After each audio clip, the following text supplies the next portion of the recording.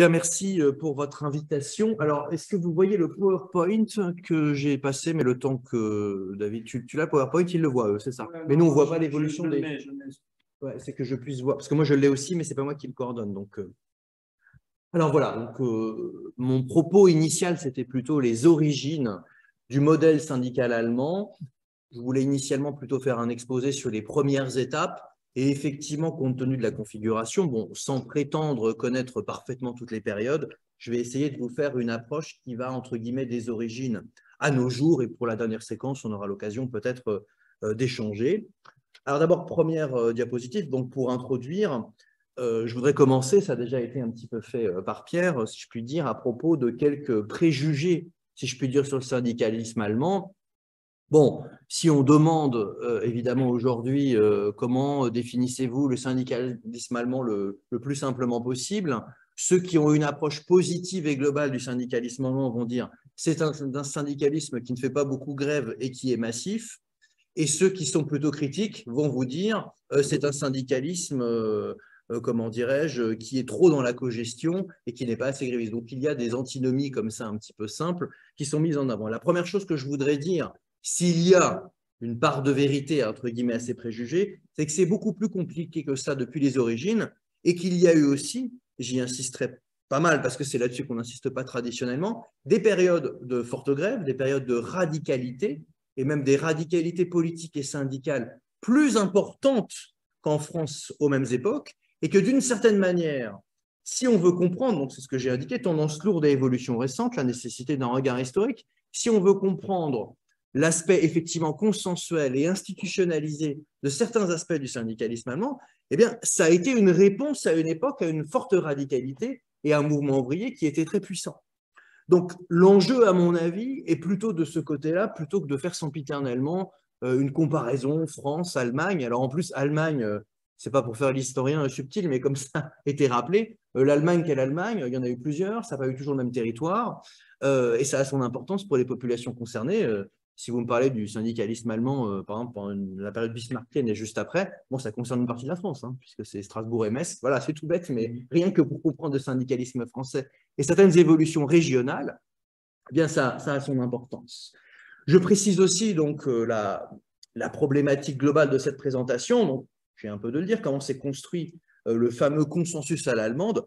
C'est l'objet, donc, c'était une de mes interrogations actuelles, qui a fait l'objet d'un ouvrage donc, sur la République de Weimar et la République, la première République autrichienne, alors qui sort dans 2 jours, donc je viens de recevoir, s'appelle La République ensanglantée, donc, qui est donc sur la fin de la République de Weimar, mais qui concerne beaucoup le mouvement ouvrier, et spécifiquement le mouvement ouvrier. Alors, souvent, les histoires de l'Allemagne de cette époque-là traitent évidemment du mouvement ouvrier, mais peut-être en sous-estimant la phase 1918-1922, qui est justement une phase de grande radicalité, de très forte hausse des effectifs syndicaux, et en même temps de mouvements, je vais y revenir, de sortie des syndicats et de radicalité autour des conseils ouvriers. Il y a tout un dispositif assez significatif, intéressant, et qui permet en partie, je vais y revenir et j'espère que je vais être clair, de comprendre ces conseils d'entreprise très particuliers en Allemagne qui viennent quand même initialement de 1918. Voilà en gros, et je signale au passage que ça n'a pas de prétention autre que synthétique, qu'à la demande de David Choran il y a quelques années, mais le temps passe malheureusement vite, puisque j'ai vu que je me suis rappelé que c'était en 2014, j'avais fait une synthèse pour les cahiers de l'IHS sur ça, un petit peu le modèle syndical allemand, rappeler les grands traits du modèle syndicat-parti. Et là, je vais davantage peut-être problématiser aussi pour échanger lors de la discussion avec certains d'entre vous. Alors, je vais procéder donc de manière assez simple, par ordre chronologique. Je ne prétends pas tout traiter à chaque fois parce que je vais balayer assez large et je ne vais pas sauter par-dessus, par exemple, la période nazie, qui est une période évidemment importante pour comprendre la destruction du mouvement ouvrier à cette époque-là et en même temps l'intégration de structures de mouvement dans les structures. Il y a un micro. Non, non, non. Au même titre que j'ai l'habitude des coupures de micro. Non. Si, donne-moi le scotch. Donne-moi le scotch. Non. Si. C'est ma scotch, maman. Non. Là, c'est quand même bruyant. Vous pourriez débrancher vos micros, Claude Leclerc? Alors. Mais non, je n'ai pas lâché de cadeau. Et bon, j'avais un élément que je peux rajouter le temps que la transition se fasse. J'ai parlé beaucoup de radicalité, de conflictualité. J'avais failli, c'est ce que je voulais construire un peu avec un collègue allemand pour faire. On pourrait faire toutes ces histoires en tournant autour de la question de la grève et des modalités de la grève. Dans le monde germanique, comment ça se passe par rapport à la France? Je n'ai pas choisi cela, j'ai préféré faire un exposé plutôt autour de la question du consensus et de ce que ça représente. Voilà, c'est un choix, ce n'est pas exclusif de d'autres éléments dont nous pourrons discuter ensuite. Alors, première étape historique, je reprends un peu la logique de ce qu'a montré Fabrice Ben-Simon la dernière fois, en partant du 19e siècle, de 1848 à 1914, l'invention d'un syndicalisme allemand. Alors, j'insiste une nouvelle fois sur les délimitations territoriales, puisqu'effectivement, il y a un certain nombre de changements au XXe siècle, mais il faut savoir que les premières associations ouvrières allemandes, dans la première moitié du 19e, et qui prennent une ampleur au moment de 1848, ne sont pas encore bien délimités, comme nous, on a ensuite en tête partis, syndicats et coopératifs. Ce sont des associations ouvrières qui défendent un certain nombre de revendications dans un certain nombre de régions germanophones, un certain nombre de villes, et, comme vous le savez probablement, jusqu'en 1870-1871, toujours les revendications sociales sont liées à la configuration nationale, puisque l'Allemagne n'est pas unifiée. On ne sait pas si ce que nous appelons, nous, aujourd'hui, l'Autriche va être dedans. Donc, il y a des enjeux territoriaux pendant longtemps. Ça a son importance pour la suite des événements, on va le revoir. Donc, une question de délimitation territoriale. Alors, si vous me demandiez quand est-ce que naissent les premières structures syndicales allemandes, coopératives et partis, tout ça donc apparaît au moment des révolutions de 1848 de manière plus structurée. La plupart de ces associations sont réprimées dans un certain nombre de régions allemandes. Après, il y a un jeu d'exil, certains partent à l'étranger, d'autres vont dans certaines régions allemandes parce que certaines régions historiquement seront plus répressives que d'autres. Pour prendre un exemple, la Prusse, bien connue, bon, notamment la Prusse autour de Berlin, le nord-est de l'Allemagne, aura longtemps une législation plus répressive contre les associations ouvrières que la Saxe, ce qui est un des éléments expliquant pourquoi le mouvement ouvrier sera très fort en Saxe. Ce n'est pas le seul, ce sera aussi une région très industrialisée, bien sûr. Mais il faut avoir cette configuration-là, régionale, si je puis dire en tête, qui est très importante. Ensuite, les premières organisations vont naître. En termes de partis politiques, l'origine du Parti social-démocrate allemand, le SPD, qui porte toujours ce nom, la première structure s'appelle l'Association, je vous fais les noms en français directement, hein, l'Association générale des travailleurs allemands, qui est fondée en 1864 à l'initiative d'ouvriers de Leipzig, donc une grande ville de l'Est de l'Allemagne, qui est déjà un des fers de lance de l'industrialisation. Et des ouvriers appellent un révolutionnaire de 1848, un certain Ferdinand Lassalle, pour fonder une première organisation ouvrière. Ça a son importance parce que là, ce n'est pas que l'Allemagne, d'abord parce que l'Allemagne n'existe pas encore, donc c'est une région germanophone, si on peut dire, et ensuite parce que c'est le premier parti ouvrier, entre guillemets, du monde, enfin de l'Europe en tout cas, et tous les partis politiques qui vont être liés à des structures syndicales coopératives dans le monde germanophone auront plus ou moins comme structure, comme modèle structurel celui-ci. Sauf que pour toute une série de raisons politiques dans lesquelles je n'entre pas, ce parti avance des revendications, notamment assez légalistes, sur le suffrage universel, qui ne conviennent pas à une frange un peu plus radicale, autour notamment de August Bebel et Wilhelm Liebknecht. Donc, Wilhelm Liebknecht, c'est le père du plus connu Karl Liebknecht, le futur spartakiste. Et donc, se crée en 1869 ce qui s'appelle donc en français le Parti social-démocrate des travailleurs allemands, à Eisenach, une ville qui ne vous dira peut-être pas grand-chose, mais qui est aussi une ville industrielle de Thuringe, qui aussi aura des grandes concentrations ouvrières. Et donc, vous avez deux partis, et surtout, plus important pour nous, toutes les structures parapolitiques, parasyndicales qui existent s'unifient au congrès de Gotha en 1875. Gotha, aussi ville, l'Est de l'Allemagne industrielle. Et il y a un processus qui mène à la constitution du SPD, le fameux Parti social-démocrate, en 1890, et 2 ans plus tard, à la Confédération des syndicats en 1892. Donc, c'est un long chemin qui mène à ces structures-là. Je précise qu'entre 1875 et 1890 ont lieu des événements importants, puisque le chancelier de la Prusse, qui devient celui qui unifie l'Allemagne, Bismarck, qui a une importance évidemment pour l'unification de l'Allemagne, mais qui a une importance aussi pour le modèle social allemand, est à ce moment-là chancelier, puis chancelier donc, du Reich, c'est le premier Reich qui est fondé donc, dans la Galerie des Glaces à Versailles, quand l'armée prussienne a battu l'armée française.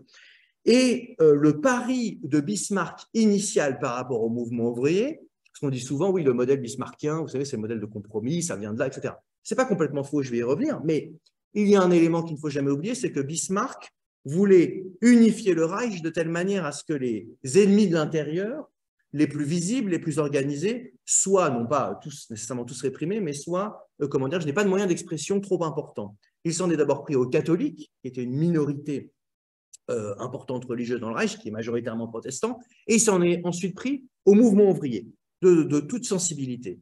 Ce qui fait que pendant 12 ans, entre 1878 et 1890, vous avez eu ce qui s'appelle des Sozialistengesetze en allemand, donc ça fait des, en français, ça fait donc, c'est un peu bizarre, c'est des lois antisocialistes qui ont interdit toute expression publique et organisée du mouvement ouvrier. Ils sont partis en exil, je vous passe les détails, mais ça a son importance puisque Bismarck voulait à ce moment-là ne pas avoir, entre guillemets, de représentation ouvrière trop contestataire. Et donc, les organisations à ce moment-là sont plus ou moins interdites. Elles ont des moyens d'expression qui demeurent, mais très limités. Et à ce moment-là, Bismarck va parallèlement, en même temps qu'il réprime les organisations, chercher à associer, comme le fait d'ailleurs Napoléon III pendant le Second Empire, faire émerger, entre guillemets, des délégués ouvriers non sociodémocrates, non travaillés par le marxisme, non travaillés par les idées de lutte de classe. Et c'est à ce moment-là que Bismarck va effectivement octroyer, j'emploie un terme monarchique, si je puis dire, à dessein, octroyer un certain nombre d'avancées sociales, plus avancées pour l'époque que la Troisième République, ce qui suscitera d'ailleurs de nombreux débats entre socialistes français et allemands sur est-ce que la République, c'est vraiment si important que ça, puisque regardez là. Et donc, les assurances sociales, par exemple, que met Bismarck en place à ce moment-là, qui vont être étendues à toute une série de grandes professions, et qui, par exemple, en France, ne concernaient que des professions très délimitées, comme les marins que Colbert avait bien protégés dès le XVIIe siècle, eh bien, vous avez un mouvement ouvrier qui est donc à la fois réprimé et en même temps un monde ouvrier qui est relativement choyé, et cela est en lien étroit avec le fait que Bismarck veut faire de l'Allemagne une grande nation industrielle. Je pourrais vous donner les chiffres dans le détail, mais je n'ai pas d'intérêt là. Il faut savoir que la production industrielle allemande, qui était extrêmement faible dans la première moitié du XIXe siècle, comparativement à la Grande-Bretagne, rejoint quasiment des scores britanniques au tournant du 19e-20e siècle et passe très largement devant la France en termes de production industrielle. Donc, sans faire de déterminisme trop simpliste, quand on vous parle du mouvement ouvrier très organisé dès la fin du 19e en Allemagne, c'est aussi parce que les concentrations industrielles en termes purement numériques n'ont rien à voir avec les concentrations industrielles françaises qui désormais sont à la traîne alors qu'elles étaient plutôt en avance par rapport à l'Allemagne dans les années 1840. Donc tout ça est très important à avoir en tête et c'est ce qui nous permet d'introduire sur le lien organique entre syndicats et partis, alors qui est une des grandes tartes à la crème, si je puis dire, quand on évoque le syndicalisme allemand, on dit voilà, la France, les syndicats sont indépendants, machin Damien, et en Allemagne, les syndicats sont liés aux partis, un peu comme en Grande-Bretagne, un peu comme les Scandinaves. Et la grande différence avec les Britanniques, ce serait que les Britanniques, c'est les trade unions qui, en partie, ont fondé le Parti travailliste. On avait vu la dernière fois, c'est un peu plus compliqué que ça. Et que dans le cas des Allemands, regarde, c'est pas moi qui fais passer les diapos, je fais des signes en même temps, je vais dire juste après, dans le cas allemand, c'est plus le SPD, une fois qu'il est constitué, qui a créé toute une série de structures syndicales dans des grands bastions ouvriers.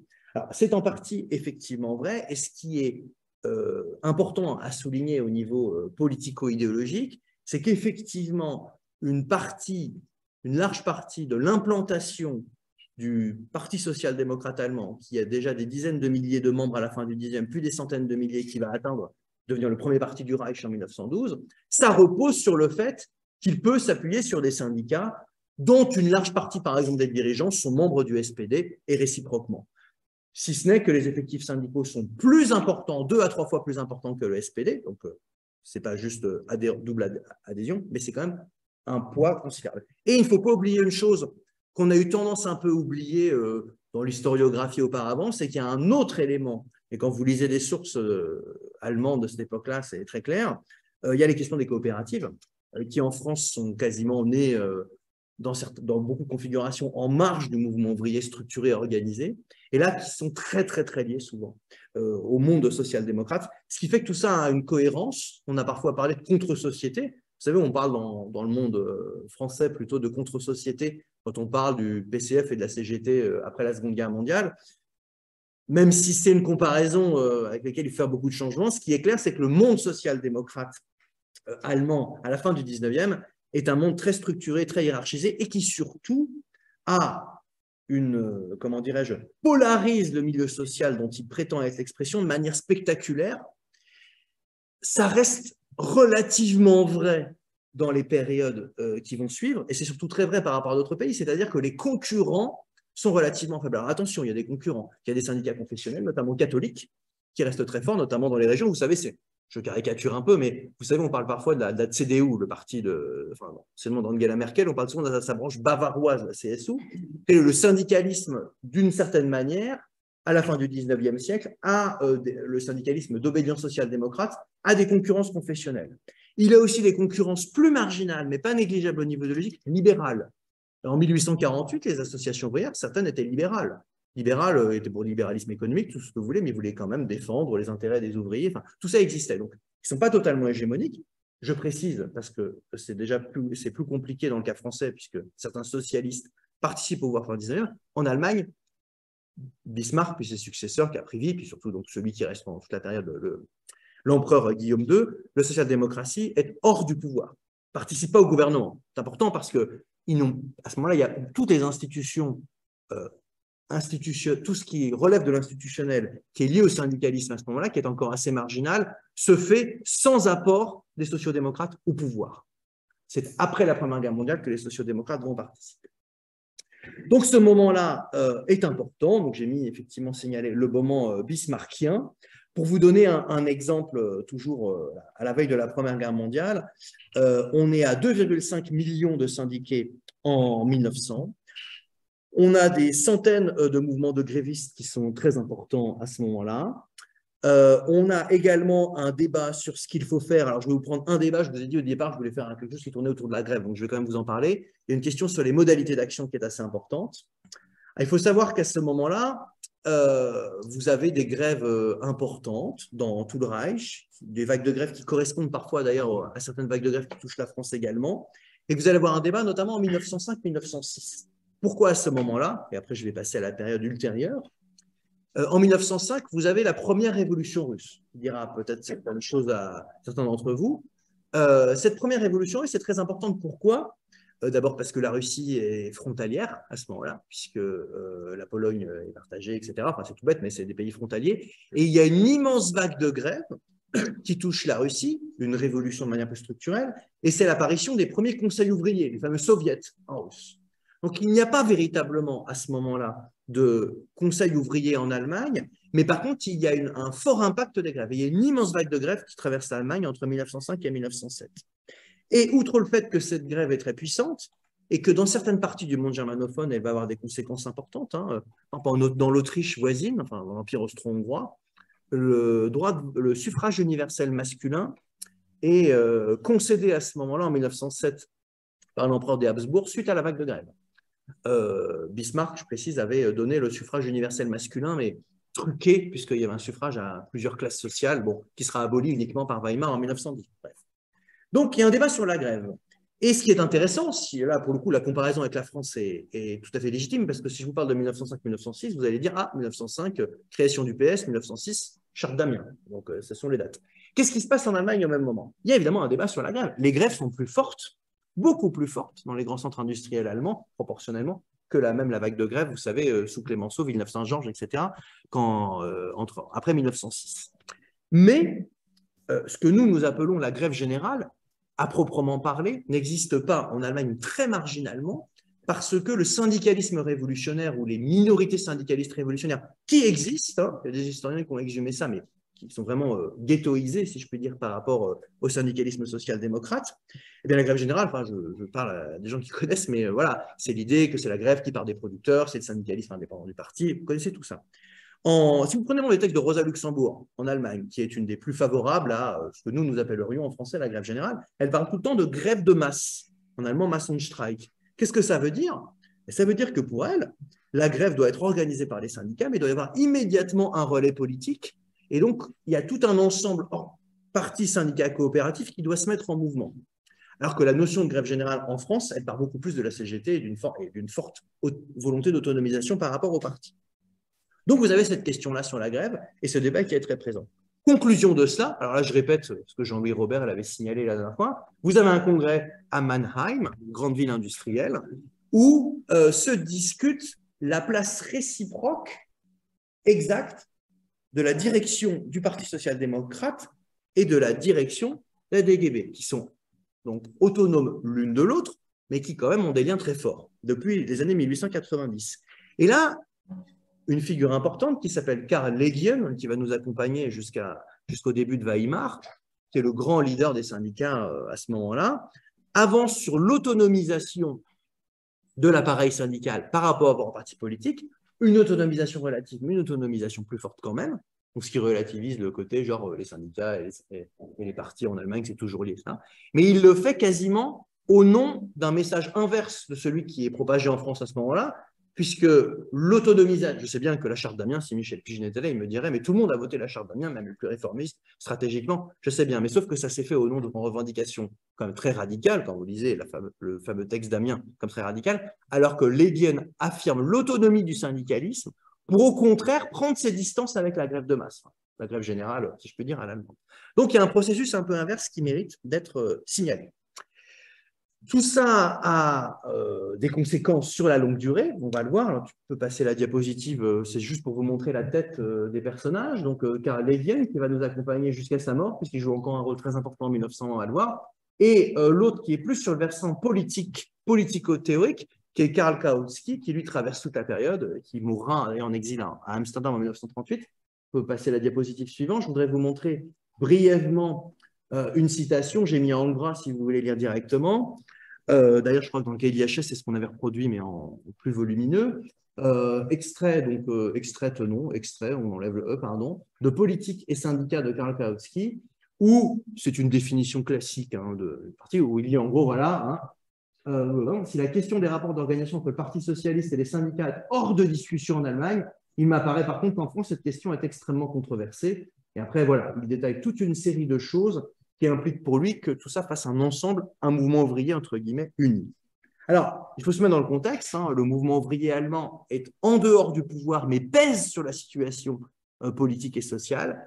En 1912, les dernières élections avant la Première Guerre mondiale, le Parti social-démocrate, avec donc un fort appui des syndiqués qui votent là, pour le coup, tous social-démocrates, regroupe un tiers des voix. Alors, il ne gouverne pas parce que 70% du Reichstag est contre lui, et en plus, il a un tiers des voix avec un scrutin qui n'est pas vraiment universel. Parce qu'en Prusse, je vous l'ai dit, il y avait le scrutin par 3 classes, c'est-à-dire qu'en gros, plus vous étiez élevé socialement, plus votre voix comptait pour ensuite envoyer des députés au Reichstag. Donc, le parti est vraiment extrêmement puissant. Pour rappel, la SFIO, juste avant 14, fait un peu moins de 15%.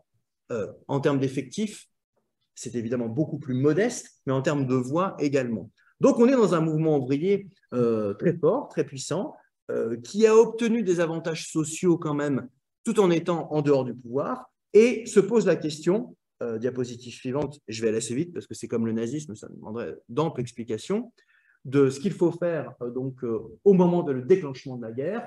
Et les syndicats autour de Legien étaient plutôt hostiles à faire des campagnes pacifistes parce qu'ils voulaient justement s'autonomiser, s'occuper d'un certain nombre de revendications, entre guillemets, purement salariales, revendicatives et autres. Alors, je passe en même temps, parce que ce n'est pas parce que c'est passé là. Et donc, ils se rallient, comme les sociodémocrates, à ce qu'on appelle en allemand la Burgfriede, donc on dirait en français la paix dans les chaumières, la paix dans les maisons, c'est-à-dire l'union sacrée, c'est-à-dire tout le monde est derrière son gouvernement au moment du déclenchement de la guerre. À ce moment-là, donc, Legien essaye de mettre en place, se rapprocher davantage du gouvernement, mais il va y avoir, si je puis dire, à ce moment-là, une double tendance et qui va avoir des conséquences très importantes pour la suite des événements. Cette double tendance, c'est quoi?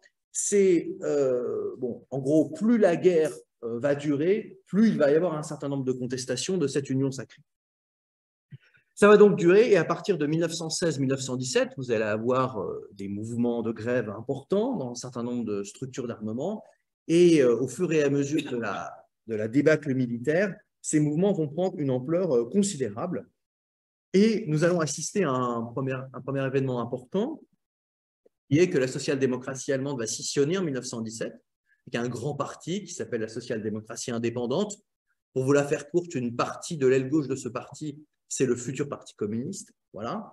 Et il va y avoir donc une vague de grèves, de contestations ample dans tous les pays touchés par la guerre, mais tout particulièrement donc, en Russie, vous le savez, la révolution russe va être déclenchée, mais aussi en Allemagne et dans l'Empire austro-hongrois. Donc l'Empire allemand et l'Empire austro-hongrois qui étaient alliés pendant la guerre s'effondrent à la fin de la Première Guerre mondiale. Bon, ça, ce n'est pas une grande découverte, bien sûr, mais ce qui est important, et moi je le redis toujours, et c'est effectivement un élément que j'ai suivi de très près dans le livre que je viens de publier, là, c'est d'essayer de bien montrer qu'on est dans des pays qui sont extrêmement touchés par la conflictualité, par les luttes de classe et par un mouvement révolutionnaire où tout est remis en cause de fond en comble. J'insiste là-dessus parce que là encore, il y a souvent je peux dire un préjugé qui consiste à dire le mouvement ouvrier allemand a toujours été plus discipliné, plus structuré. Et d'ailleurs, une des raisons expliquant aussi éventuellement le nazisme, c'est qu'il n'y avait pas suffisamment de conflictualité autrement. Tout ça se discute. Ce qui est important ici à comprendre, c'est que vous allez avoir, je dirais, deux choses qui marquent particulièrement ce moment. Pour en revenir dans la discussion sur les détails, si vous voulez, parce que là, c'est vraiment ce sur quoi j'ai travaillé le plus, mais je vais essayer de brasser tout le siècle, donc je ne vais pas m'apesantir non plus trop longtemps. La République de Weimar, la fameuse, qui est donc proclamée donc, à Berlin en novembre 1918, elle est proclamée deux fois. Une première fois par Scheidemann, un social-démocrate entre guillemets majoritaire, on va dire réformiste, pour le dire vite, et dans un autre endroit à Berlin, par Karl Liebknecht, qui représente l'aile gauche la plus contestataire, la plus révolutionnaire.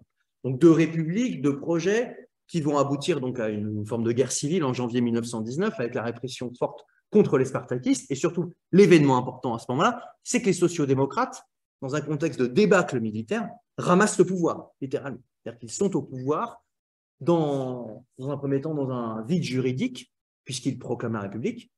Le Kaiser est parti en exil. Il n'y a plus de Reich, mais il faut définir qu'est-ce que doit être le nouveau régime politique.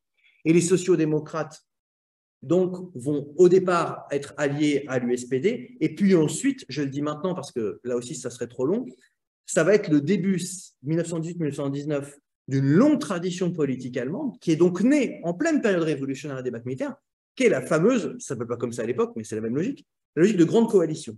Il faut défendre un certain nombre d'acquis minimum démocratiques dans un contexte donné, et donc il faut allier, en termes entre guillemets orthodoxes, on dirait, en termes le mouvement ouvrier, mais avec des franges de la bourgeoisie progressiste, libérale, etc., etc. Pour prendre un exemple, il y a un parti libéral, un parti démocrate qui est né à ce moment-là, qui va disparaître à la fin de Weimar, qui sera le parti du grand sociologue Max Weber, voilà, qui sera quelqu'un qui voudra s'allier avec les franges les plus modérées de la social-démocratie contre les franges les plus révolutionnaires. Donc, vous avez ça.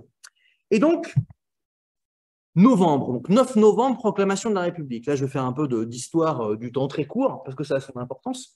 Donc, 9 novembre, 2 jours avant l'armistice de Rotonde, donc tout est plié. L'Allemagne a perdu la guerre avec l'Empire austro-hongrois, etc. Et le 15 novembre 1918, et vous pouvez regarder sur Internet le centenaire de cet événement, donc en novembre 2018, c'est intéressant, est signé un accord, dit accord Stines-Legien. Bon, ça ne dit pas grand-chose au public français souvent. Donc, Legien, vous savez qui c'est le grand dirigeant, le principal dirigeant de la Confédération des syndicats allemands. Et Stines, c'est son équivalent représentant du grand patronat. Et ce qui est intéressant avec cet accord Stines-Legien, c'est que c'est un accord sur un certain nombre de grandes mesures sociales. C'est ce qui a amené notamment à l'invention d'un certain nombre de comités d'entreprise et autres, je vais y revenir juste après. Les fameuses 8 heures, qui existent à ce moment-là aussi en France, et toute une série de mesures sociales avec l'idée qu'on doit faire installer une coopération entre représentants ouvriers et représentants du patronat. Là aussi, si vous voulez qu'on revienne sur les modalités de l'accord, etc., on y reviendra. Mais ce qui est intéressant, et ce que disent beaucoup moins, c'est vrai que ça aurait été intéressant de parler avec un collègue allemand là-dessus aussi, ce que dit souvent moins l'historiographie allemande, et j'avais regardé pas mal en 2018, les commémorations des 100 ans de Weimar, des accords ouvriers, c'est qu'il y a une minimisation quasiment systématique d'un mouvement qui est né avant et qui va continuer au moins jusqu'en 1923, qui est le mouvement des conseils ouvriers. Donc en allemand, on dirait Rätebewegung, qu'importe le mot. En fait, c'est les soviets, si vous voulez, en version allemande. Et c'est des conseils d'ouvriers et de soldats nés de la guerre, qui vont être ensuite institutionnalisés sous la forme de conseils d'entreprise, les Betriebsräte en allemand, qui jouent encore un rôle dans le modèle social, j'en dirai un mot tout à l'heure. Et là, il ne faut pas se tromper de perspective. C'est-à-dire que d'un côté, vous avez des accords qui sont signés visant à mettre en place un modèle que l'on qualifierait de consensuel, de coopération entre patronat et syndicats, mais cet accord est aussi une réponse à la radicalité qui parsème le mouvement ouvrier à ce moment-là allemand. J'insiste là-dessus parce que là aussi, vous avez des débats sur quels était véritablement le rôle de ces conseils ouvriers. On le verra peut-être d'ailleurs avec le modèle soviétique. Parce que si vous regardez l'histoire des soviets en Russie et l'histoire des conseils ouvriers dans le monde, on va dire l'Europe centrale, on a un truc, vous savez, je ne vous fais pas les cartes à chaque fois, mais l'Allemagne du Reich, c'était une partie de la Pologne, beaucoup voulaient intégrer l'Autriche, donc Strasbourg et Metz sont en Allemagne entre 70 et 18, mais voilà. Donc tout ça a concerné quand même beaucoup de monde. Et ce qui est intéressant, c'est que ces conseils ouvriers soldats, certains disent, bon, en gros, le pays s'était effondré, donc dans toute une série de localités, vous regardez, il y a plein d'études locales, je me suis farci un certain nombre, en gros, les conseils d'ouvriers soldats, ça servait à ravitailler, à nourrir les gens, à qu'ils aient un peu de bois pour se chauffer, un peu de nourriture pour se... Et tout ça est tout à fait juste. Dans certains endroits, les conseils d'ouvriers de soldats sont des mini-appareils d'État qui permettent à la population de survivre. Je schématise un peu parce que vous comprenez bien. Et globalement, on a tendance maintenant à dire, dans les histoires allemandes, officielles ou semi-officielles, ou pas très critiques, on va dire, d'un certain nombre de choses, de dire, voilà, bon, dans les années 1970, les étudiants d'extrême gauche ou les Français, qui regardent ça de loin, ont eu tendance à dire, bon, il y a un mouvement des conseils ouvriers, une radicalité, alors que pas du tout. Si vous regardez, en fait, il faut reconnaître une chose, c'est que dans certains endroits, vous avez des conseils ouvriers qui ont joué effectivement un rôle plutôt institutionnel ou para-institutionnel et qui vont servir ensuite et qui vont être intégrés justement dans les dispositifs institutionnels de la République de Weimar. Et dans certains endroits, pour un certain nombre d'années, ces conseils ouvriers, avec des militants souvent venant de l'aile gauche de la social-démocratie, donc certains ont été des animateurs des courants les plus à gauche comme les spartakistes, et toute une série de courants d'ailleurs plus à gauche que les spartakistes, les conseillistes comme on les appelle parfois en français, eh bien, ont voulu substituer au fonctionnement normal capitaliste parlementaire un fonctionnement par des conseils ouvriers, un contrôle ouvrier par en bas, et d'une certaine manière, dans ces courants-là, on retrouve un peu plus des intuitions des syndicalistes révolutionnaires français, même si ce n'est pas tout à fait la même chose. Et ça, c'est intéressant, parce qu'évidemment, ils n'ont pas gagné, les conseillistes, c'est moins qu'on peut dire. Mais si vous regardez de près, qui ça a concerné? Ce début des années 20. Donc, au moment où, j'insiste encore une fois, on met, parce que mon propos initial, c'était les origines du modèle syndical allemand. Et là, les origines, on y touche pleinement. Vous avez le modèle, vous avez politiquement la grande coalition qui va se former. Vous avez les accords Stinnes-Legen qui sont des accords de, on dirait, de coopération, de cogestion, etc. Et en même temps, vous avez un mouvement très radical à la base qui, d'une certaine manière, les deux se répondent. On ne peut pas penser l'un sans l'autre. Et souvent, on expose l'un sans l'autre. Et du coup, on ne comprend pas comment les choses se sont passées. Et pour vous donner un indice, à mon avis, très significatif de cette radicalité à ce moment-là. Alors, moi, je fais des comparaisons avec différents pays, différentes périodes. Alors, comme vous ne connaissez pas tous les contextes nationaux, vous n'allez pas non plus faire des leçons à tout le monde. Mais par contre, il y a des indices qui me paraissent intéressants. La hausse du nombre de syndiqués. Ça n'arrive pas toujours. Que les syndiqués, il y a une flèche comme ça. Et parallèlement, des mouvements dans les conseils ouvriers dont certains refusent les syndicats parce que les syndicats ne sont pas assez radicaux, parce que c'est les Guiennes, etc. Et ce qui est impressionnant en Allemagne, vous avez le même phénomène en Autriche et en Hongrie, très peu de temps, c'est que vous avez parallèlement une campagne des courants les plus à gauche disant « quittez les syndicats », parce que les syndicats, c'est la collaboration, c'est les sociodémocrates, ceux qui ont fait la guerre, etc. Et en même temps, une hausse des effectifs dans la DGB. C'est-à-dire que la situation politique est telle que vous avez une hausse parallèle. Et même si c'est tout à fait différent comme contexte, quand on évoque, on a fait pas mal de colloques là-dessus avec d'autres collègues, quand vous évoquez les effectifs syndicaux dans les années 1960-70 en France et les effectifs des organisations politiques extrême gauche, PS, PC, etc., vous constatez qu'à certains moments, tout le monde gagne un peu des effectifs. Vous allez me dire, un peu tout le monde perd, oui, non, ça c'est l'autre débat, c'est pourquoi tout le monde perd. Mais ce qui est intéressant, c'est qu'au moment où on construit l'ébauche de ce modèle social à l'allemande, c'est que, enfin pour moi je le pense véritablement, c'est qu'évidemment, si ça a pris cette forme-là, c'est pas parce que juste les Allemands seraient plus autoritaires, plus hiérarchisés, bien, ça c'est à mon avis des préjugés qui ont pour partie des explications historiques, mais c'est aussi surtout parce qu'à un moment donné, il y a une situation d'une radicalité telle que des choix ont été faits pour canaliser la situation et que ça a eu une influence sur la longue durée. Alors, cela étant dit, je pourrais aussi davantage détailler sur la façon dont les années 20, comment des militants des conseils ouvriers sont rentrés dans les conseils d'entreprise très officiellement mis par la République de Weimar et ont tenté de réactiver ces conseils ouvriers pour en faire quelque chose de plus. Ça, je le dis juste en passant. Conflictualité sous la République de Weimar, évidemment politique. Et il y a aussi, ça a été, oui, mais ça, c'est pas moi qui maîtrise la coupure, les turbulences. Et il y a aussi quelque chose que je signale dans la diapositive là rapidement, qui est notamment à la fin des années 20, oui, tu peux mettre ça, c'est très bien, l'importance des mouvements de chômeurs après la crise de 1929, notamment là, plutôt du côté du Parti communiste et du petit syndicat qu'ils ont créé, mais qui prend de l'ampleur, qui est le RGE, et qui mérite d'être signalé. Alors, cela étant, je vais accélérer un petit peu. Donc là, vous avez juste, oui, pour vous donner une idée, ça, c'est les conseils ouvriers se réunissent en décembre 1918 à Berlin, de toute l'Allemagne, et font le choix de déléguer leur pouvoir, parce qu'ils sont sous l'influence de la social-démocratie et des syndicats majoritaires, des syndicats plutôt modérés, de déléguer leur pouvoir à un parlement. Ce sera l'élection ensuite à l'Assemblée constituante. Mais devant, vous avez des fortes manifestations des plus radicaux. Alors, vous ne le voyez pas très bien, mais la pancarte à gauche, c'est Allmacht aus der AS-Räten, c'est-à-dire tout le pouvoir au soviet, enfin tout le pouvoir au conseil ouvrier. Et donc, vous avez un jeu comme ça qui est très important en 18. Bien. Alors, j'avance un peu chronologiquement.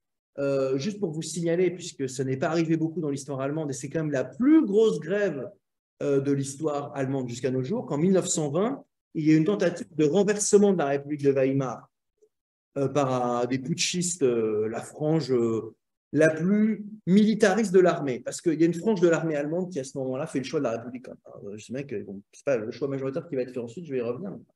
Et en 1920, vous avez un putsch qui s'appelle le putsch Cap, parce que l'Afghanistan regarde, et vous avez une grève générale qui s'oppose à ce putsch et qui unit sociodémocrates, mouvements communistes naissants, alors qu'ils s'étaient entretués ne serait-ce qu'un an plus tôt, pardon. Et là, vous avez une grève qui est estimée entre 10 à 12 millions de grévistes. C'est le plus grand mouvement social de l'histoire allemande jusqu'à nos jours et qui permet à la République de Weimar d'être sauvée. C'est ce qui, d'ailleurs, donnera beaucoup confiance à beaucoup de militants des organisations ouvrières où ils penseront ensuite pouvoir riposter en cas d'attaque nouvelle dans une autre configuration. Alors voilà, je pense que c'était important de poser ces moments-là de 18-19. Alors, je vais aller un petit peu plus vite sur la suite, bien que chaque étape nécessiterait de plus amples explications. Alors, quand même, pour partie, il y a une énigme qui est toujours difficile enfin, c'est toujours difficile de répondre. Vous étiez dans le pays, si vous ajoutez l'Autriche, c'était pareil, vous étiez dans les deux pays d'Europe occidentale où, rapporté à la population, le mouvement ouvrier était le plus fort.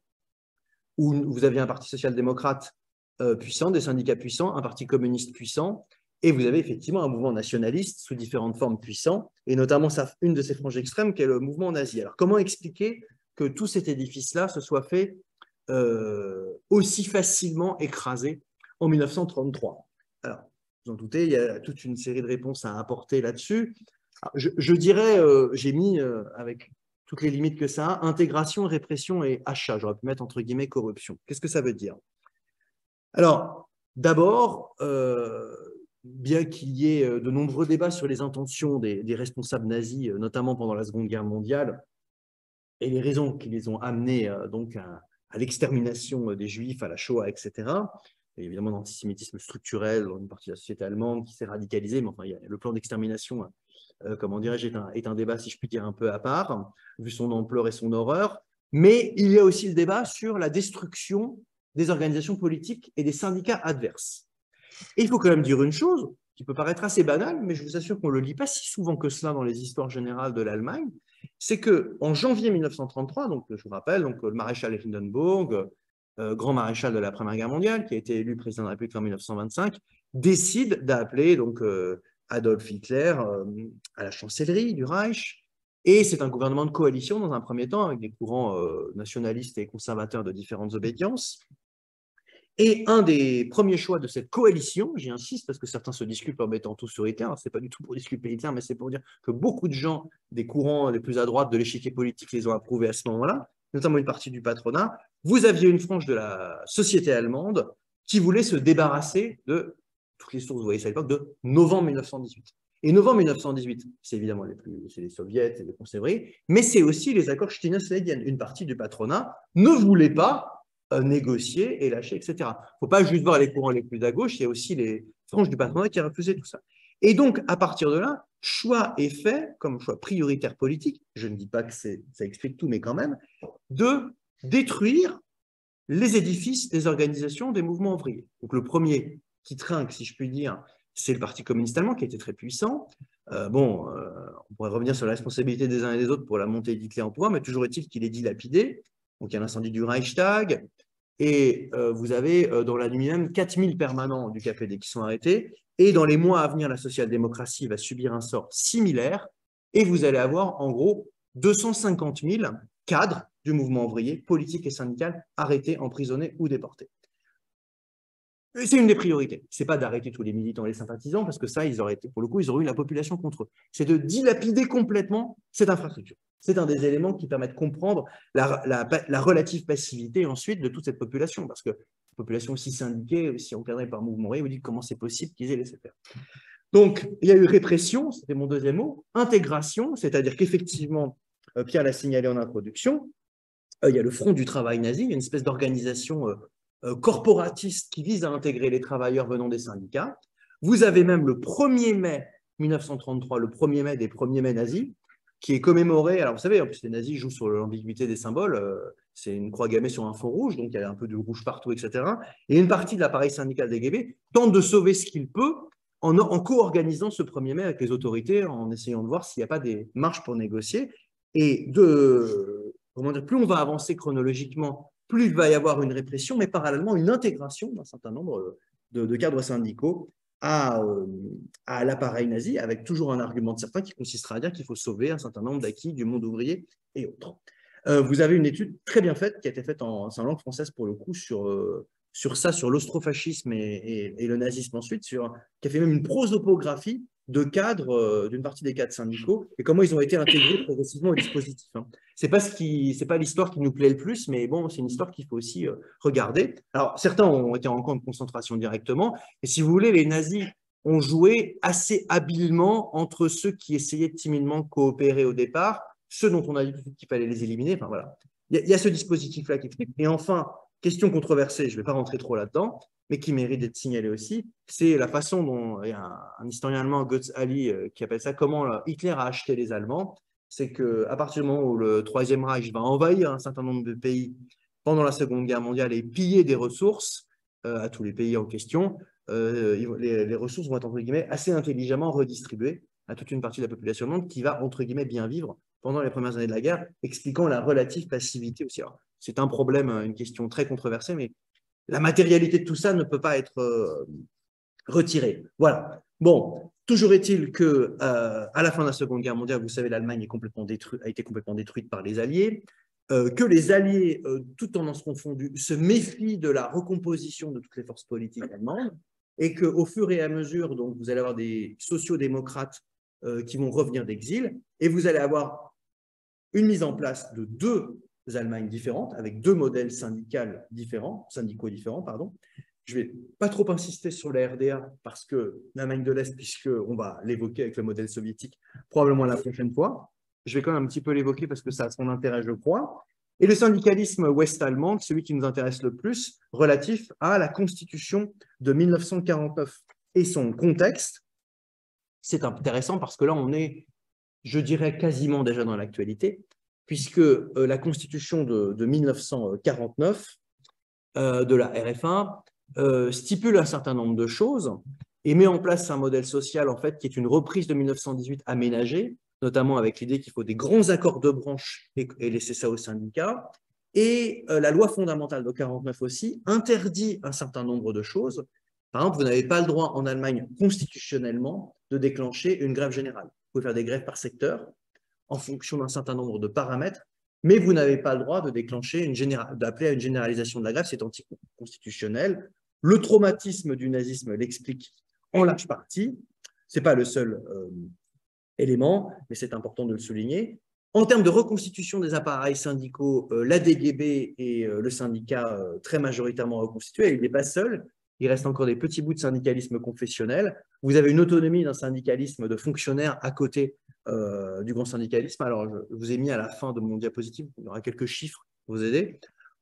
Pour vous dire, en termes d'encadrement, la DGB, au lendemain de la Seconde Guerre mondiale, donc au début de la RFA en 1949, a plusieurs millions de membres. Et en fait, elle va avoir autour de 6 millions de membres, ce qui est très élevé pour l'époque. Et ces 6 millions, en fait, elle les conserve quasiment jusqu'à nos jours. Comme la population a augmenté considérablement, ça fait quand même beaucoup moins d'effectifs qu'en 1949. Mais ça fait un syndicalisme qui était entre un quart et un tiers des salariés syndiqués, qui aujourd'hui est à 20%, pour vous dire la façon dont tout cela se fonctionne. Alors, prenons un peu plus les principes du syndicalisme ouest-allemand. Il y a 2-3 citations après que je vais vous montrer. Je dirai quelques mots éventuellement du cas ouest-allemand. Alors, oui, j'avais des citations, donc, bon, comme le temps, tu peux mettre juste après, comme ça les auront quand je les citerai. Non, il n'y a pas de Godesberg avant. Bon, reviens avant, c'est pas grave. Je résumerai, puis on pourra les montrer à la fin. Alors, les syndicats, dont la DGB, si on prend le programme fondamental des années 1990, qui prend appui sur les premières lignes donc de 1949, les syndicats défendent activement l'approche d'une stratégie entrepreneuriale qui conjugue rentabilité, intérêts sociaux et économiques et responsabilité en termes de matière de politique régionale. Elle revendique une neutralité doctrinale tout en restant très liée à la social-démocratie. Il y a au sein de la DGB des grands syndicats à l'intérieur. Alors, pour vous donner quelques exemples, il y a quelques syndicats particuliers, catégoriels, mais il y a surtout quelques grandes structures comme la Fédération, donc, comment dirais-je, ce qui regroupe les métallurgistes, Ligue et Métal, qui est un des plus grands syndicats en son sein. Et vous avez une logique qui consiste à donc négocier avec le patronat sur un certain nombre de points. Et il y a à côté des syndicats des héritiers, ce qu'on appelle les Betriebsräte, qui viennent lointainement donc, de la République de Weimar, qui ont une fonction complémentaire, qui sont compétentes pour toutes les organisations concernant l'organisation de la production. Et donc, en tant que telles, au niveau institutionnel, les syndicats ne sont pas présents comme dans les entreprises françaises, dans les entreprises allemandes, sauf celles qui regroupent énormément de salariés, mais vous avez donc une complémentarité, un dualisme, parle-t-on parfois, donc entre ces conseils d'entreprise et ces représentations syndicales, et vous avez une logique, donc j'ai mis la neutralité, j'avais dû mettre les neutralités, excusez-moi, du coup il y a un S, au départ, le rapport entre capital-travail, la participation et l'institutionnalisation. Il y a une logique qui consiste à dire qu'on doit négocier toute une série de choses par branche au niveau des salaires, etc., et que l'on doit, à partir de là, décider en dernier cours de la grève. Je peux vous dire, je me souviens très bien de Jean-Louis Robert, quand j'étais étudiant, qui expliquait aux étudiants comment fonctionnait le système des grèves en France et en Allemagne, même si c'était un peu, comment dire, non pas schématique, mais ça opposait des choses qui ne se déroulaient pas dans les faits toujours de la même manière. Pour vous dire, en France, il n'est pas rare de d'abord faire la grève pour ensuite rentrer en négociation. Du point de vue institutionnel et du point de vue dont les syndicats allemands, ouest-allemands sont constitués depuis 1949, toutes les négociations sont faites en amont pendant des mois, y compris en tenant compte de la rentabilité de l'entreprise, du chiffre d'affaires. On accepte même des baisses de salaire, mais on programme de se voir 6 mois après pour renégocier, etc. Et tout. Et donc, la grève n'intervient qu'en dernière instance. Donc, ce n'est pas que la grève n'existe pas constitutionnellement. Ce qui est vrai, c'est qu'il n'y a pas de grève nationale et grève générale qui est théoriquement admise, mais c'est que la grève, qui peut parfois être au contraire suivie à 90%, parce qu'elle est décidée en dernier cours, peut être parfois très puissante. Alors ça, ce que je décris là de manière un peu globale, sont des logiques qui fonctionnent pour l'Allemagne de l'Ouest des années 50, 60, 70, 80. Un mot rapide sur le cas est-allemand. Donc, il y a une FDGB qui a quasiment le même sigle, mais qui est donc une fédération de type soviétique, c'est-à-dire qui encadre la quasi-totalité des salariés, mais qui est, comment dirais-je, un pro-patronal, en tout cas, qui est aussi dans une forme de cogestion avec les patrons étatiques est-allemands. Et ce qui est intéressant, si vous prenez des historiens qui ont travaillé sur les modèles comparés Est et Ouest, même si il ne faut pas renvoyer des réalités qui sont quand même différentes par plein d'aspects, ne serait-ce qu'en termes de régime politique, une historienne, Sandrine Cotte, par exemple, qui a travaillé sur le modèle bismarckien initialement, et qui a travaillé vraiment, alors de manière beaucoup plus précise que moi, hein, sur les législations sociales, sous les différents régimes, ce qui renvoie à toutes les Allemagnes que tu évoquais. Et elle dit, alors maintenant, elle dit, mais si vous regardez la période où, par exemple, en RDA, le niveau de vie augmentait dans les années 60, enfin, où c'était vivable, je ne parle pas des libertés politiques, hein, et si vous comparez comment ça fonctionnait, le processus décisionnel pour les salaires, la réduction du temps de travail, les loisirs, etc., donc une forme de cogestion, sans trop de mouvements sociaux, sans trop de grèves, de toute façon, en RDA, c'était quasiment interdit de fait, eh bien, vous avez des modèles ouest et est qui, par certains aspects, se rapprochent l'un de l'autre. Donc ça, ce n'est pas inintéressant parce que d'où ça vient tout cela? Ça vient du pari politique initial de Bismarck, de la façon dont les accords ont été signés en 1918, et malgré quand même, évidemment, il y a eu quand même 2 guerres mondiales, le nazisme, etc., vous avez des formes de continuité du modèle syndical et social allemand qui montrent, au-delà des régimes et au-delà des configurations territoriales différentes, des formes de continuité importantes. Alors, pour ne pas être trop long, parce que quand même le temps passe, la citation qui suit. Ah oui, non, ça n'apparaît pas mon écran. Il y a un congrès qui est très connu dans l'histoire de la social-démocratie allemande, évidemment, à partir avec les syndicats, parce qu'on est dans des univers proches. C'est le congrès de Bad Godesberg. Tout le monde emploie ça.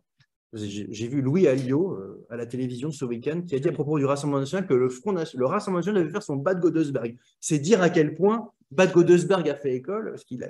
Ils vont adhérer au marxisme. Et je ne sais pas où ils vont. Oui, du coup, ils vont faire le truc inverse. Ils vont faire le chemin inverse. Voilà. Donc, Bad Godesberg, c'est le congrès où, en gros, le SPD abandonne la référence à la lutte de classe au marxisme et donc, en toute logique, accompagne les syndicats, les responsables syndicaux dans la même dynamique. Bon, c'est un peu plus compliqué que ça, mais c'est la réalité. J'ai souligné en gras ce qui me paraissait plus important pour nous aujourd'hui. Tout travailleur, employé ou fonctionnaire, doit avoir le droit de s'affilier à un syndicat. Les syndicats luttent pour que les actifs recueillent davantage de fruits de leur travail, ainsi que le droit à la cogestion.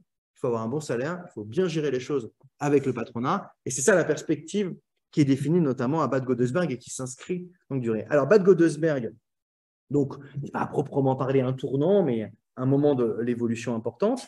Et Bad Godesberg, en fait, précède quelque chose qui est important de 10 ans, l'arrivée au pouvoir à nouveau de la social-démocratie. La social-démocratie allemande a été au pouvoir au début de la République de Weimar, dans des coalitions à la fin de la République de Weimar, interdites pendant le nazisme. Et en fait, en Allemagne de l'Ouest, elle n'est pas au pouvoir toute seule avant 1969. Elle est au pouvoir en coalition avec les libéraux en 69. Et celui qui accède au pouvoir à ce moment-là, qui va être une des grandes incarnations du mouvement social allemand, et qui d'ailleurs aujourd'hui, paradoxalement, suscite des nostalgies des plus à gauche, alors qu'à l'époque, il était considéré plutôt comme vraiment… c'est la géopolitique qui fait ça. C'est ça, voilà, exactement. Willy Brandt, donc, puis ensuite Helmut Schmidt, et Willy Brandt qui est quasiment pris aujourd'hui, et quand vous regardez dans les plus à gauche du DGB, et même dans Die Linke, etc., Willy Brandt, c'est l'âge d'or du syndicalisme qui faisait des conquêtes, etc. Alors que c'est vraiment le syndicalisme le moins gréviste, le plus dans la coopération, la cogestion. Mais effectivement, le niveau de vie qu'atteignent les ouvriers des grandes structures industrielles à ce moment-là est un niveau de vie extrêmement élevé. Les dispositifs des DGB sont, par rapport à nous, Français, colossaux en termes d'équipement de soins, un syndicalisme de service. Je parlais des coopératives à la fin du 19e. Il y a toute une série de choses qui accompagnent cela.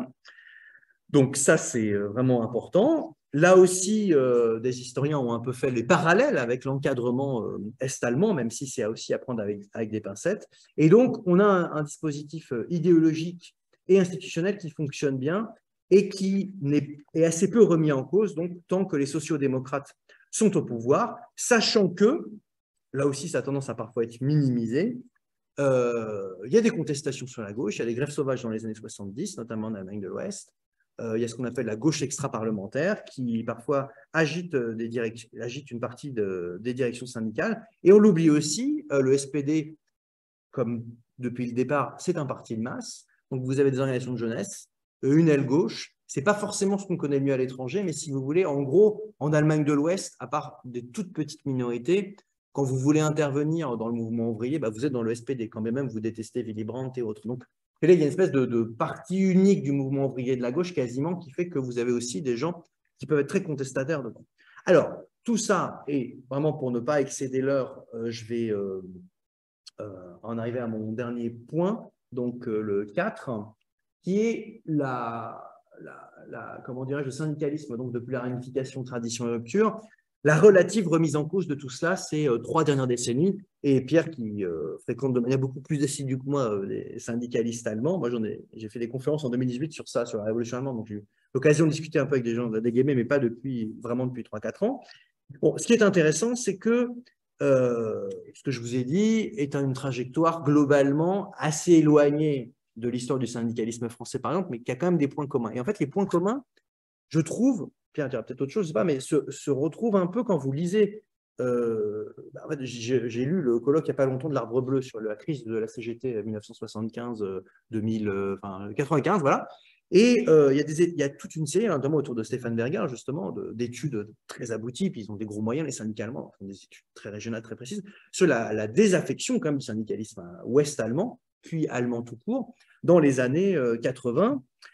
Alors, ce qui est clair, c'est que la désindustrialisation qui a touché massivement les secteurs industriels français, comme vous savez, n'est pas de la même ampleur en Allemagne de l'Ouest. Si vous prenez même le taux de personnes employées dans la grande industrie aujourd'hui, il reste plus élevé en Allemagne qu'en France. Choix de la bourgeoisie allemande, du patronat allemand, il faudrait discuter parmi les hypothèses que l'on peut évoquer quand on fait l'histoire du syndicalisme. Évidemment, le rapport qu'a le patronat français avec la CGT en France, vous aurez compris que ce n'est pas tout à fait le même que les grandes structures, je ne me rappelle plus de l'abréviation du grand syndicat des patrons métallurgistes de la métallurgie, mais entre Ligue et Métal, qui peut parfois être très revendicatif, mais sur certains points à un moment donné, il n'y a pas le même, permettez-moi l'expression bien, côté revanchard qu'à la bourgeoisie française à l'égard des syndicats qu'en Allemagne. Donc, dissoudre le tissu industriel français des grandes structures, en France, c'était aussi un pari politique de se débarrasser des syndicats dont on ne voulait pas trop, ou moins en tout cas. Ça fait partie des choses dont on peut discuter, ce n'est pas la seule raison, mais ça me paraît être quand même un des éléments à évoquer. Alors, cela étant encore une fois, si vous raisonnez même en termes de culture ouvrière, il y a un mot en allemand, Arbeiterkultur, c'est plus que la culture ouvrière, c'est la civilisation ouvrière quasiment, c'est l'idée que vraiment le mouvement ouvrier, vous savez, la DGB, le SPD, il y avait un côté un peu comme les grands partis communistes en Europe de l'Ouest, il y avait vraiment, les gens étaient très encadrés par tout cela, et tout ça entre en crise profondément aussi dans les années 1980, bon, sous l'effet d'une série de choses, hein, émergence des mouvements écologistes, d'individualisation, montée de l'industrie tertiaire. Vous allez avoir quand même des dynamiques contradictoires parce qu'il va y avoir un grand syndicat du tertiaire au tournant du XXe et XXe siècle, qui est Verdi, qui va avoir énormément d'effectifs, qui va avoir un certain nombre de victoires, mais qui va traverser aussi des crises récentes assez violentes, même si là, je n'ai pas forcément tous les éléments. Et vous avez quand même un maintien, malgré ces crises, d'un taux de syndicalisation donc, élevé, que certains attribuent aussi au fait que comme il est plus lié à un syndicalisme de service et d'un certain nombre de choses, les gens restent plus au syndicat parce qu'ils ont plus d'intérêt matériel à y rester. Si vous regardez la conjoncture même très récente 2010-2020, vous avez des hauts et des bas. Je voudrais vous prendre un exemple dont vous avez entendu parler, je pense parce qu'on en a pas mal parlé en France, qui est, alors tu peux montrer, c'est la dernière diapositive, je crois, c'est l'avant-dernière que j'ai mise, qui est, vous savez, les réformes sur le chômage sous le gouvernement Schröder, Hartz IV, Hartz IV, etc. Donc là, vous avez une revendication. Donc là, à gauche, c'est Montax Demo, donc à 18 ans, enfin, c'est sur une place de l'université, donc ça, c'est le rendez-vous. Et donc, Hartz IV est non social, l'argent ne va qu'au capital, donc une revendication classique. Mais ce qui est intéressant, c'est que ces manifestations vont être organisées contre le SPD qui est revenu au pouvoir, sur la ligne Schröder, vous savez, c'était l'agenda 2010, ça vous dit peut-être quelque chose, et qui vise à flexibiliser considérablement et remettre en cause les grandes structures traditionnelles du modèle social allemand. Et là, vous avez eu une crise syndicale, une crise politique, c'est le moment où Oskar Lafontaine quitte la social-démocratie. Oskar Lafontaine était quelqu'un qui était très important, il était ministre des Finances, il avait dirigé le SPD, etc. Donc vous avez des recompositions politiques qui font éclater le côté un peu plus parti unique qu'avait le SPD, si je puis dire, en Europe de l'Ouest, qui me paraissait, voilà, ça me paraît important à souligner. Et en même temps, j'ai regardé les articles récents sur l'actualité, donc la DGB avait beaucoup perdu, vous avez même des images où les dirigeants de la DGB se font jeter des œufs par des syndicalistes et les gens du SPD dans plusieurs villes en 2004-2005. Ils passent de 6 millions à 4 millions, donc ils perdent 1,5 million pendant cette crise-là, mais ils les regagnent. Entre-temps, ils les ont regagnés. Donc là, je pense que Pierre aura peut-être des choses à dire sur cette conjoncture-là intéressante, c'est que Le modèle, vous avez eu plein d'articles dans la presse française, c'est la fin du modèle syndical allemand, tout a éclaté. Et vous avez aussi ce système par grandes branches qui a été détricoté, flexibilisé, avec un jeu du patronat qui a favorisé des petits syndicats, notamment confessionnels. Ils ont toujours été maintenus, ils ne sont pas très gros, mais voilà. Des syndicats de fonctionnaires qui sont à part. Et vous avez aussi, c'est ça qui dira à certains que le modèle syndical a complètement éclaté, des grèves très fortes dans certains secteurs, très radicales. Alors, excusez-moi, je ne l'ai pas sous les yeux, mais j'en avais noté quelques-unes récentes. En 2001, par exemple, le syndicat des pilotes de ligne cockpit, donc en autonomie totale, fait une grosse grève. Ils obtiennent 30% donc, des donations de salaire. Médecins hospitaliers, une grève de 13 semaines en 2006. Conducteurs de locomotives en 2007. Enfin, on pourrait en prendre d'autres, mais depuis le début du XXIe siècle, c'est des mouvements qui étaient inenvisageables dans les années 60-70. Il y en avait, mais c'était décidé par le syndicat, etc. Là, ça éclate. Et donc, le patronat allemand joue un peu parfois la carte de favoriser tous les petits syndicats de part et d'autre pour ne plus avoir le gros mastodonte syndical classique face à lui. Alors, tout le monde ne joue pas cette carte-là, si j'ai bien compris dans le patronat, mais ce qui est intéressant, c'est que le modèle tel qu'il avait été plutôt défini de cogestion, institutionnalisation, est un modèle qui a plutôt tendance donc, à être critiqué et remis en cause de part et d'autre. Cela étant, encore une fois, malgré ces crises-là, le syndicalisme donc, autour de la DGB parvient donc, à subsister. Bon, en plus, il y a des traditions très fortes. Et pour vraiment terminer, je voudrais vous montrer des effectifs. J'en ai, alors c'est peut-être un peu petit. Donc, vous avez, ça, ce sont les effectifs les plus récents que j'ai trouvés. Alors, normalement, il y a la référence en bas de la photo. Non, je les avais, j'ai fait un copier-coller, excusez-moi. C'est des références, c'est de 2019. Donc, c'est ce que j'ai trouvé de plus récent. Et ce qui est intéressant, donc, c'est les gros syndicats qui composent la DGB. Donc, vous avez notamment celui que vous connaissez probablement, le travailleur des métaux, IG Metall, qui est le plus gros encore, hein, 2 270 000 à lui tout seul. Voilà, je ne zoome pas trop parce que voilà, il y a hommes-femmes, c'est intéressant, ouvriers, employés, fonctionnaires, parce qu'il y a des fédérations qui structurent les fonctionnaires des entreprises en question, des employés. Et donc, vous avez un total encore de 6 millions, qui est encore assez fort, et ce qui est amusant, parce que c'est le même chiffre qu'il y a eu vraiment la Première Guerre mondiale, mais la population n'est pas la même, l'Allemagne n'est pas les mêmes frontières. Voilà en gros les quelques éléments que je voulais vous expliquer. Et quand même, si vous regardez encore une fois ce que font les collègues allemands récemment, vous savez, alors il y a la Hans Böckler Stiftung, qui est une gigantesque fondation liée au syndicat qui produit du contenu énormément sur les différentes fédérations de métiers, qui produit du contenu qu'on voit en français. Hein, ils ont beaucoup de moyens pour faire quelques trucs traduits en français. Bon, il y a toute une série d'analyses sur comment le syndicalisme allemand doit se reconfigurer, comment il doit continuer sur un certain nombre de points, mais on est quand même dans un univers beaucoup plus éclaté qu'il y a 50 ou 60 ans. Et de ce point de vue-là, l'éclatement du syndicalisme allemand sur un certain nombre de points nous rappelle un peu les éclatements auxquels on est quand même confrontés, nous aussi, dans une toute autre configuration. Voilà en gros ce que je voulais dire. Et vraiment, j'insiste, vous aurez compris là-dessus.